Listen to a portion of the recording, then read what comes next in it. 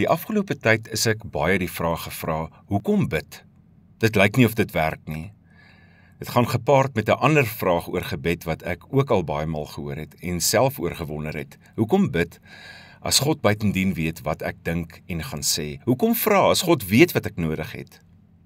Hoewel sulke vrae van Christene se eerlike worsteling met gebed en God vertel, verklap dit ook ons tunnelvisie op gebed.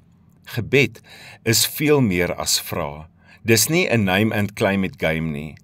Gebed is ook nie 'n towerspreek waarmee ek God se wil buig of die uitkoms van omstandighede beheer nie. Daniël se 3 vriende is vir ons 'n voorbeeld. Hulle het gebid en toe hulle lot in God se hande geplaas. En dit was sy wil dat hulle in die brandende oond gegooi word, maar tog lewendig daar uitgestap het. Daniël 3. Wie sou so iets kon verwag en vra in gebed? Sien jy dat gebed meer is as net vra? Johan Smit skryf in sy boek met die titel Gebed, dat gebed is om na God te gaan, om in sy heilige teenwoordigheid te wees. Gebed is 'n veilige ruimte. Gebed is om te gaan rus by God. Ek staan mos in 'n geloofsverhouding met hom. Dit gaan in gebed ook oor vertroue. Gebed is aanbidding van God. Ons erken hom vir wie hy is. So gebed is ook 'n stuk verwondering. Gebed is lof aan God. Ons sê vir hom dankie vir wat hy vir ons doen en beteken.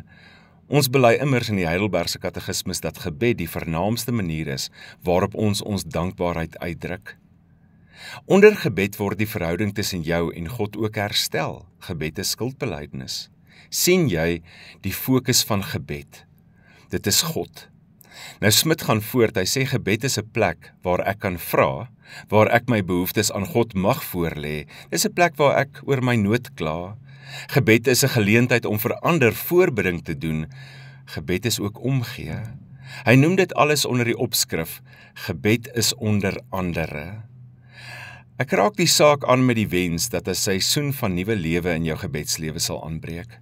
Onthou wat in 1 Tessalonisense 5 vers 17 staan, bid sonder ophou. Kom ons bid saam. Here, ek sien vanoggend dat gebed veel groter en meer is as wat ek soms besef. Leer my Here Jesus om soos U te bid. Vader, nogtans nie my wil nie, maar U wil. Amen.